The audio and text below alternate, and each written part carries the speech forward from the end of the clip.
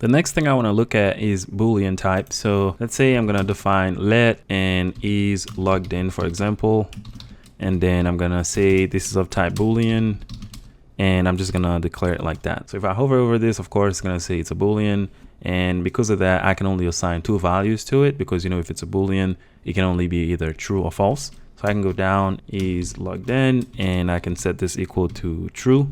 And I can say let is admin, and let's set this to false, just like that. And if I hover over this, you can see that TypeScript infers that this is a Boolean type. And of course, we explicitly said that this was a Boolean. And I can go down and console log these. So we're going to console log is logged in. Also, we're going to console log is admin. And we're going to go ahead and run this.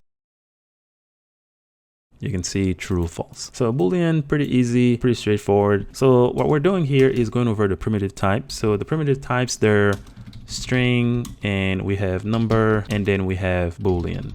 So those are the primitive types that we have in TypeScript. So we went over string, number, and now we're going over Boolean. And Boolean is pretty easy. You just do the same assignment. So when you're defining your variable, you want to give it a type, you put the colon, and then you put the word Boolean, all lowercase, of course. And then you can either assign true or false to this variable from this point on, because you define it to be a Boolean type. So those are the primitive type that we just looked at.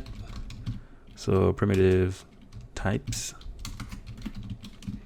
Those are strings, number, and Boolean. And Boolean is very, very easy. You just declare the type as Boolean. And then from this point on, you can either assign true to the variable or false to the variable, because a Boolean type can only have 2 values, either true or false, as you can see in this example. And that's pretty much everything you have to know about Boolean type.